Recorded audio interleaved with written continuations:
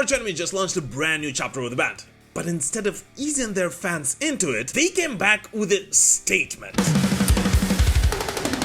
So today, let's discuss the choice of the new vocalist for Arch Enemy and talk whether this is the band rediscovering the spirit of their golden era or simply reshuffling the pieces of an already established formula. Here you go.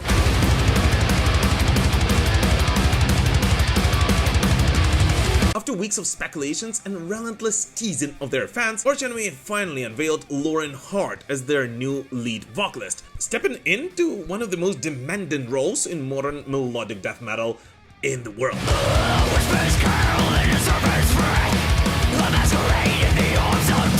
Before joining Arch Enemy, Lauren was best known as the frontwoman of Once Human and a model. But since we are a music channel, we'll be concentrating on the former only. In Once Human, Lauren was blending melodic death metal with modern groove influences, and it was there where she was able to build reputation for her powerful, harsh vocals, wide range, and a pretty memorable stage presence.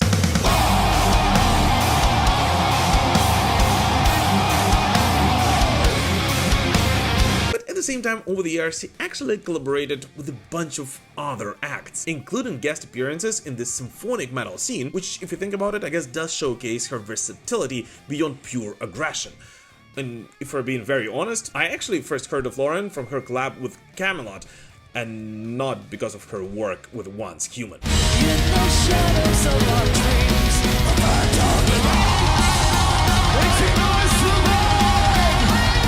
What makes her audition specifically interesting, however, is that Lauren has openly stated that she began practicing extreme vocals after hearing Wages of Sin and realizing that Angela Gosso, meaning a woman and not a male vocalist, was doing all the angry sounds on it.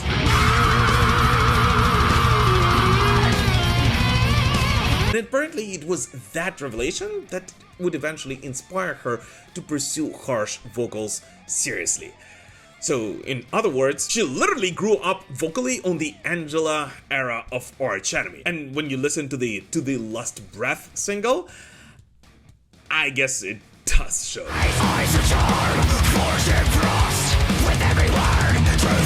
From the opening riffs of To the Last Breath, it becomes absolutely clear that on it, Michael Amott and the crew makes no compromises, and it is going to be rooted in a classic Arch Enemy DNA. And what is most importantly, it is audible not only in the vocal performance. There is something unmistakably early 2000s about the guitar work. Tight, aggressive, riff-driven, and unapologetically heavy. Yet at the same time, its production gives it its modern edge, making it feel fresh rather than nostalgic.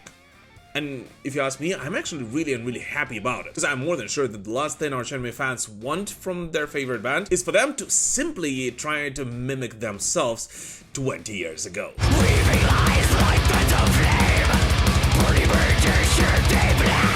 Michael Amott described the song as a reckoning and emphasized that it aligns unapologetically with his original vision of the band. And that intent is clearly audible, because if we're being very honest, on it, the band does not try to reinvent the wheel whatsoever. It is a deliberate return to a more aggressive approach while still keeping intact its trademark melodic approach. And compared to some of the more polished or anthem-driven material from recent years, To the Last Breath, at least to me, actually feels a little bit raw. And it is exactly what I personally really like this song for.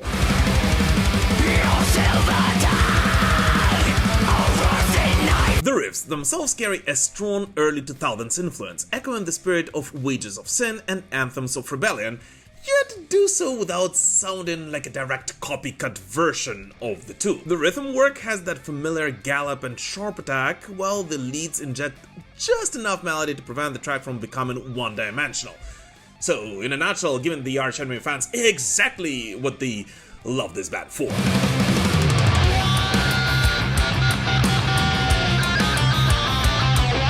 But if we're being very honest, the most discussed part of the song is definitely not the instrumental one, but rather whether the newcomer's Lauren Hart's vocals are up to par with what the Arch Enemy fans expect from their favorite band.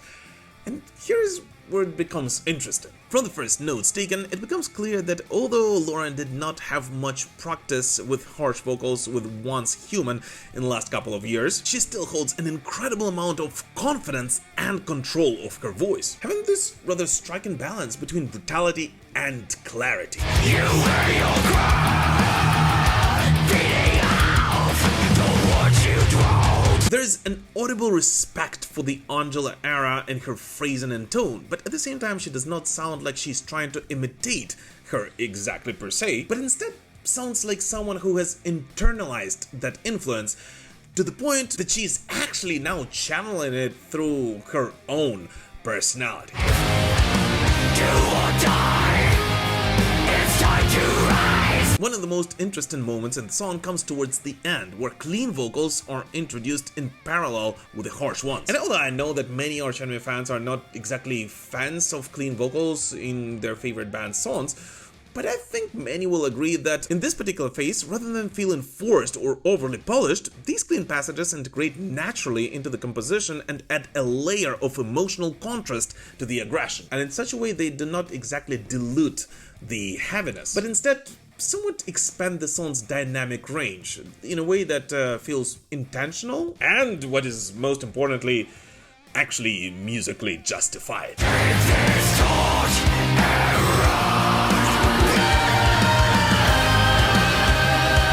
But the most important thing is that with Lawrence coming into Arch Enemy, the fans are not exactly treated with something absolutely strikingly contrasting to what they love this band for. In a way, Lauren's vocal performance, at least to me, sounds like a mix of Angela's and Alyssa Whiteglass's vocals. At least in this first song, they carry the trademark aggression and brutality of Angela and the emotional way that all of the Alyssa Whiteglass's fans loved that era of the band for. So yeah, in a nutshell, if you ask me, Lauren Hart actually seems like a natural choice for Arch Enemy. A choice that does not exactly mean a 180 degrees turn for Arch Enemy, but rather feels like a natural step forward, building on the foundations established by all of Lauren's predecessors. It's time to rise, reckoning day has come. But at the same time, the most exciting part of this chapter, at least to me, is that Lauren Hart actually has quite a lot of room to grow into her new role. She already sounds comfortable and capable, yet there is a sense that there is only a beginning of what she can bring to the band. And the most important aspect of it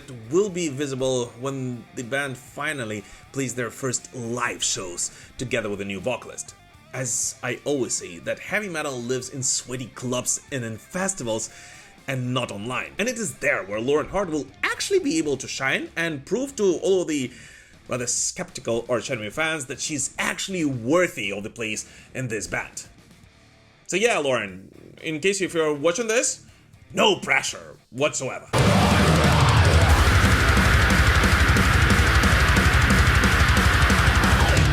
So, is To the Last Breath worthy of the Arch Enemy legacy and will be liked by all of the band's fans? Well, I definitely think so. It very much does feel like a return to form. It is more aggressive, less focused on overt melody, and firmly rooted in the band's early 2000s identity. And what is most importantly, Arch Enemy seem to be doubling down on what made them one of the most defining melodic death metal acts of that era. And this, in my opinion, is exactly what is to love here. And if this single is a preview of what is to come, the next chapter of Arch Enemy could very well be the one that reconnects them with the intensity and clarity of the golden years. And not only because of the new vocalist, but because there should be a synergy of all the different elements, which I really hope will be there.